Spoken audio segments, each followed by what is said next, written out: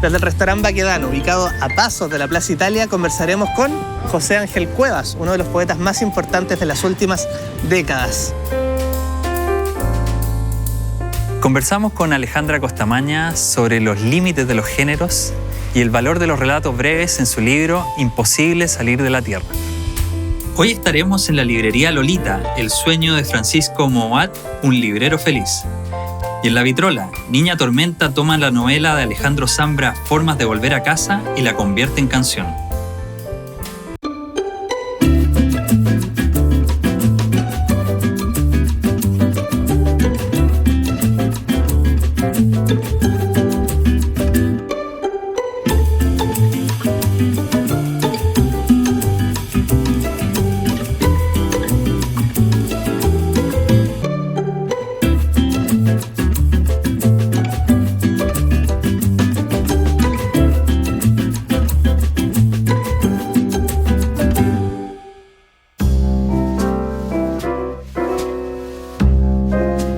Los trabajadores no se conocen a sí mismos, no hablan con nadie, están ahí nomás, tomando vino, acostados en el suelo, con sus herramientas, viandas secas, frente a la pantalla. Del poema Algo que no se recuerda, de José Ángel Cuevas. ¿Cómo ve a los trabajadores chilenos del 2017, el poeta José, o ex poeta José Ángel Cuevas? Bueno, siempre he tenido mucha cercanía, mucha admiración, porque son trabajadores, obreros, que el obrero es el que hace las cosas materiales y todo. Entonces, en el tiempo ese que yo digo, ahí estaba lleno de trabajadores, pero después cuando empezaron a llegar todas las cosas chinas, digamos, digo, todo. Y ahora, lo que pasa es que son trabajadores de la construcción, creo que parece que ganan su buen billete estos trabajadores, no son los mismos de antes. Y los demás, esa es la gran pregunta, yo creo que están vendiendo en la calle. Nosotros como estudiantes del pedagógico, a veces teníamos largas conversaciones en los bares con los viejos se llaman. Que había una unidad como entre los estudiantes y los obreros. Decían en una entrevista que en la Unidad Popular iban como a leer poemas y lo invitaban a la casa, a tomar, a comer. De veras, había una unión obrero-estudiantil. Claro, muy importante. Y nosotros hicimos un grupo en el pedagógico donde estábamos, entonces éramos como 5 o 6 que tocábamos guitarra, charango, todo. Y partíamos a las poblaciones a ayudar cuando había huelga. Y decían, y después al ratito les cantábamos, tocábamos, y decían, sirvámonos algo. Y nos largamos a tomar, y conversábamos horas de horas. ¿Cuáles son los grandes temas que aborda su poesía? ¿Qué es lo que ha sido continuo como inspiración para escribir? Primero, la subjetividad de una generación. De una generación de los años 70, ¿ya? Que es concreta, la del pedagógico, donde partimos a Leo a recorrer América, ¿ya? Eso es fundamental, la aventura. Después la conexión con los trabajadores, ¿ya? Y el deseo concreto y la esperanza de una revolución.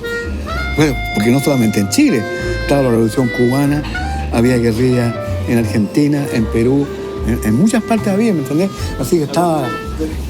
Y la poesía mía tiene que ver con la subjetividad de eso, ¿ya? Pero también con otras de la vida concreta, digamos, de la calle, del individuo que va a bailes, que toma, que huevea, que esto, que todo eso, y que la pasa, y que mujeres, busca aventuras, todo eso.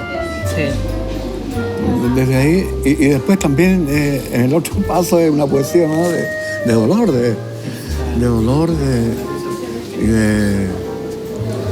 digamos, de vivir la destrucción. Bueno, aquí una pregunta que es bien básica, pero ¿se siente poeta o expoeta? No, me siento poeta realmente, pero estoy hablando de poeta ahí, pero poeta es esto, mira, todos tenemos lenguaje. El lenguaje es fundamental. El lenguaje es lo que, ¿me entiendes? El lenguaje es lo que va mostrando, ese es un árbol, un edificio, entonces todas las cosas de las ciudades y de la vida están traspasadas al lenguaje. Entonces el poeta agarra todo eso, ese lenguaje representativo, y hace su armazón de cosas. Bueno, Yo hice ese trabajo. Ahora, a la poesía no le importa a nadie. No, Claro. No estoy ni ahí con... A nosotros sí. Por Sí, lo a menos ustedes la les- gente que nos está viendo. Sí, No, somos y también poquitito. implica que tiene que ser bien armada, y va cambiando también.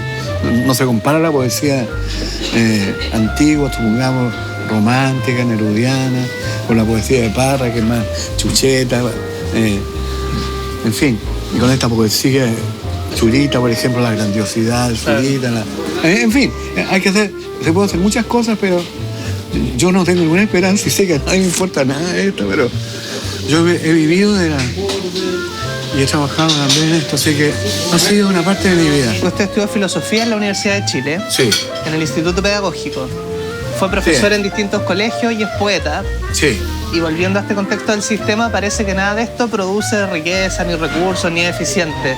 ¿Cuál Sí. es la importancia de mantener o de potenciar la filosofía y la poesía para una sociedad? Mira, que además de tener cosas, además de tener auto, además de tener celu, además de tener todo eso, la persona tiene que pensar en qué está viviendo, qué es Chile, qué es su país, qué ha pasado antes, qué son y el sentido, por ejemplo, de la realidad que se está viviendo y se ha vivido, porque ahí uno se encuentra a sí mismo. O sea, el asunto de encontrarse a sí mismo y, bueno, yo no digo, por ejemplo, como decía, tenía una cosa muy importante que era vivir como poeta. Entonces yo iba al Bar Unión, por ejemplo, conversaba con ellos, me contaba, vivir como poeta. Claro, ellos quería decir que estaban todo el tiempo ahí, alejados del... Pero yo decía, no, o sea, está bueno esto, vivir como poeta, andar volado, siempre. Pero yo tenía que trabajar, ¿me entendés? que pagar las cuentas. Entonces yo me di cuenta también que había que un rato, que la mitad era vivir como poeta y la otra trabajar. Pero también es el poder sacándose la cresta en las poblaciones, como yo lo hice, fíjate. Yo soy Sergei Krikalev en la estación orbital Mir de la Soyuz Socialist Sovietist Republic. Este es un libro que recomiendo. Es de mi amigo César Soto, compañero de filosofía en los años más importantes de Chile, y este es uno. Y este otro también es otro gran muchacho que es Andrés Agens, ¿ya? Que es un recorredor de América, es un tipo que todo el tiempo está subiendo las montañas de ruinas de Pachamac, likeando al agenciador del mundo en ruinas, un poema leyéndose mucho después de su grafía, etcétera, etcétera. Ahí están.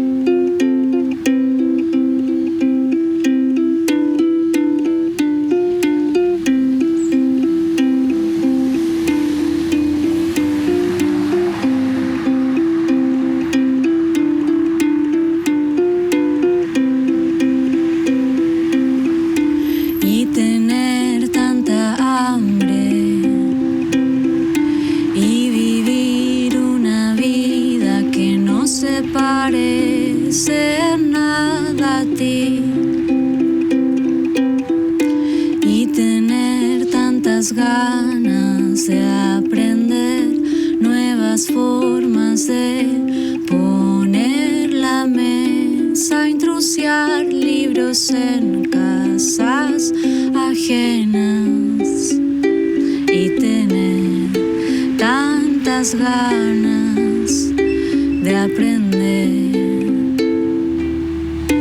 crecer viendo a los demás apurarse, enamorarse y tener tantas ganas de probar nuevas formas de volver, caminando a casa.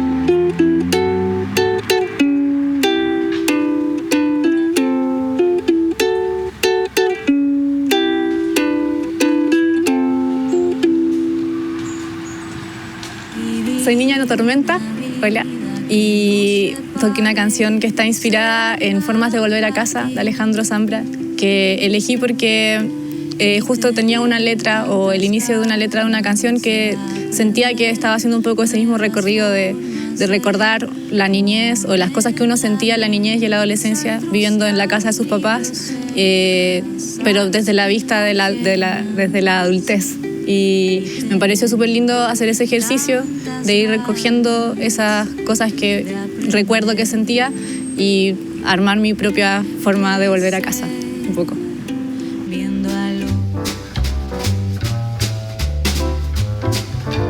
¿Cómo es una librería atendida por sus propios dueños? Te invitamos a conocer la experiencia de Librería Lolita.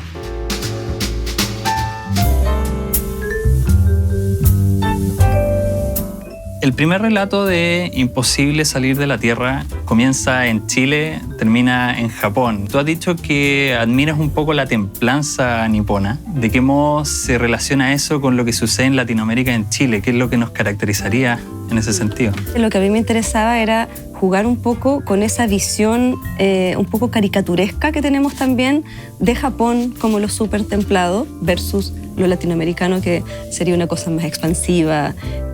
Yo ponía el ejemplo a veces como de nuestras reacciones frente a los dos terremotos que hubo muy cercanos, en 2010. Y cómo eso era, cómo la gente reaccionaba de una forma acá, saliendo como a quemarlo todo, más o menos como con una reacción esa, como de cierta histeria no contenida, versus esa otra reacción medio como zen, así, frente a la catástrofe, frente a la muerte también, el tema frente a la muerte. Pero más bien a mí me interesaba no abordarlo desde un lugar más sociológico, sino más bien como jugar con esa caricatura y dar la vuelta y torcerle a la historia, que finalmente termina siendo esa tragedia y esa expansión que le atribuimos a lo latinoamericano medio melodramático, es lo que termina operando en este otro territorio. Imposible salir de la Tierra. Vive con su hermana, está por cumplir 20 años y ahora se va a morir. En principio tiene dos opciones: dejar que el cirujano corte y trate de componer las cosas, o no hacer nada. Si no hace nada, lo más probable es que las células degeneradas la devoren tranquilamente en la sala del hospital. Y si deja que el cirujano opere, tiene también dos opciones: quedar bien o quedar mal, 50 y 50. Si queda mal, tiene otras dos posibilidades: convertirse en planta o andar con una bolsita para todos lados, como esa gente que pasea a su perro y va recogiendo todas las fecas. Solo que ella sería simultáneamente el dueño y el perro, con la bolsita a cuestas todo el tiempo. Puros finales tristes y demasiado reales para alguien como Julieta, hermana de Raquel, aburrida de tragar esa agüita dulzona que le han dejado en el velador. Aburrida, sobre todo, de la cháchara de la propia hermana. Me quería centrar en la mención al perro y esta idea de los animales que está bien presente no solamente en estos cuentos, sino que en tu obra. Sí. Y mi duda es cuál es el provecho narrativo, cómo tú puedes trabajar a los animales o por qué recurres a ellos. Yo creo que hay algo, es como un intento, no sé si tan voluntario, pero que finalmente aparece ahí, como tratar quitar calamidad a la tragedia, ¿no? Y poder tener como estos respiros que de pronto son los que hacen que la cosa tenga más grises, ¿no? Y a veces las figuras también de los animales, como en este caso la figura como con el perro, dan una especie como de... le restan calamidad al tema, ¿no? Hacer la comparación con que es como ser un perro, pero el perro con las dos cosas al mismo tiempo. Yo podría contar eso mismo diciéndolo muy trágico: la mujer se va a morir y está angustiada y qué pena. Pero es tratar de entonces encontrar a través de los animales esta posibilidad de abrir las posibilidades de lectura. A veces los animales, no en este caso, pero en otros relatos que están presentes aquí, operan como figuras también de la otredad, por decirlo así. Es como la figura de lo alterno, de lo otro, que nos permite mirarnos en un espejo que se deforma. Los relatos tienen extensiones diferentes. Hay algunos que tienen simplemente 2 páginas, sí. Otros parecen más una novela. Sí. Y los estilos también van variando, por ejemplo, en lo que mencionábamos de los narradores.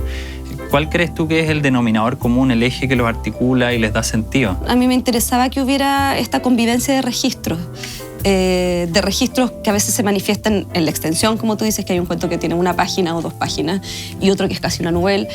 pero también en las formas de acercarse, por ejemplo, a lo real, al realismo, ¿no? Y hay cuentos que juegan con una figura que podría ser mucho más realista, siempre están en el límite, y otros que hacen un salto ahí y son derechamente, no sé si fantásticos, pero que por lo menos donde aparece una especie de monstruosidad en lo cotidiano que distorsiona eso real.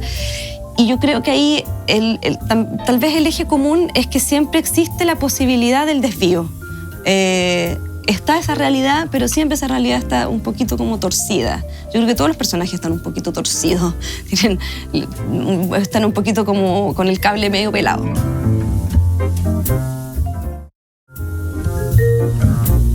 También hay una tensión y tú te encargas como de mover límites. Por ejemplo, con esta idea media incestuosa de algunos personajes o algunas situaciones que se funden en lo cotidiano. ¿Qué es lo que tú estás explorando con esto? ¿Estás tratando de iluminar alguna zona? ¿Quieres exorcizar algo? ¿Cuál es el objetivo finalmente? No creo que haya un objetivo así concreto. Yo creo que más bien tiene que ver con una mirada mía que atraviesa la escritura y atraviesa también mi lectura y me va llevando hacia una dirección que tiene que ver con tensionar, así como hay una tensión del género, del cuento, hay también una tensión de lo que está normalizado como en ese caso es como los vínculos familiares, los roles de la mujer, los roles establecidos socialmente, y es un poco como poner eso, moverlo, ponerlo en cuestión, moverlo un poquito más hacia la orilla y observar cómo funciona desde ese otro lugar que queda como en juicio, pero no con el afán de discursear ni de plantear como una dinámica distinta, sino más bien es como ¿qué pasa si movemos, si nos desordenamos un poco en nuestras concepciones tan rígidas y tan establecidas? ¿Qué pasa si exploramos ahí, por ejemplo, los temas como del incesto o ponemos a las mujeres en estos roles más activos y que desordenan un poco, te desordenan el mapa? Entonces un poco sí, tiene que ver más bien con poner otros escenarios. Hola, soy Alejandra Costamaña y quiero recomendar este libro, Había mucha neblina o humo o no sé qué, de la escritora mexicana Cristina Rivera Garza. Y es un libro que trata de Juan Rulfo, pero lo trata desde un lugar que no es la biografía, sino más bien es un juego que va desde algunos apuntes biográficos, pero también el cuento, la novela, el ensayo, la crónica, el registro de viajes, etc. Y que tiene la particularidad de que habla de lo que ella llama un Rulfo mío de mí. Estamos acá en calle República de Cuba, casi esquina de Pocuro, en la comuna de Providencia, para conocer un espacio que es a la vez librería, una editorial y un centro donde se hacen talleres y actividades relacionadas con el libro. Conversamos con el escritor y editor Francisco Moat sobre el trabajo que él y su equipo están realizando acá, en Librería Lolita. En una fiesta de cierre de uno de los talleres, Carola Torrejón nos dijo que estaba pensando abrir una librería. Y entonces ella me dijo, sí, estoy viendo lo mejor de poner una franquicia, estoy viendo algo con las que leo. Y yo le dije, ¿y por qué no hacemos una librería Lolita? Sí, pero así. Y en ese momento en que lo dije, empezó a convertirse en una posibilidad, en un tema, en una idea. ¿Qué es este Mesón 1? No sé. Pero es un mesón donde hay novedades, recomendado por Librería Lolita, perdón. La última de cerca, la biografía de Violeta Parra, ¿no es cierto?, de Fernando Sáez, la historia secreta. Acá está un mueble fundamentalmente editoriales independientes, que también es relevante. Este es un mueble de cine y música. Hemos en el tiempo hecho estos letreros, ¿no es cierto?, que es una campaña para que quienes traigan niños les enseñen a cuidar los libros, porque así como estimulamos que se abran, ¿no es cierto?, que se toquen, que se lean, también los invitamos a que los cuiden. Hay algo del espíritu de esta librería que está en su origen y es hacer una librería que no haga un sesgo de nosotros respecto de quienes podrían visitarnos, habitarnos y ser parte de este espacio. Hay desde literatura pura y dura, ojalá difícil de encontrar en otro sitio, hasta los libros más convencionales que te puedas imaginar. Osho. Vienen muchos niños del San Ignacio, los profesores del San Ignacio, profesores de otro colegio. También viene gente de otras comunas. No necesariamente vienen directamente a comprar libros, sino que a conocer la librería y se entusiasman aquí adentro. Se llama Lolita esta librería porque la editorial ya se llamaba Lolita. Muchos nos dicen, sí, es por Nabokov, ¿no es cierto? Y la novela Lolita. Y nos encanta decir que no. Que no es por Nabokov, que es por una perra que fue parte de nuestras vidas. Y nos encanta que sea, en el fondo, una vida eterna la que está teniendo esa perra maravillosa. Me gusta mucho el barrio, la gente que viene. Bueno, también que los perros pueden entrar a la librería, entonces también está como súper conectado por cómo es este lugar. Me gusta mucho, bueno, el equipo de trabajo, eso es bacán. Y en general como la gente que viene a la librería, como la relación que uno establece como librero con la gente que viene para acá. Me acuerdo que cuando pensé en hacer la librería y le conté a mi vieja, ella me dijo, yo te veo ahí, te veo ejerciendo un oficio que te va a acompañar por el resto de tu vida. Así. Bueno, yo tenía 50 años, 51 años en ese momento, pero creo que tiene razón. Y si lo vivimos rodeado de libros, la verdad que me parece lo mejor que nos puede pasar. Creo que son nuestros mejores compañeros.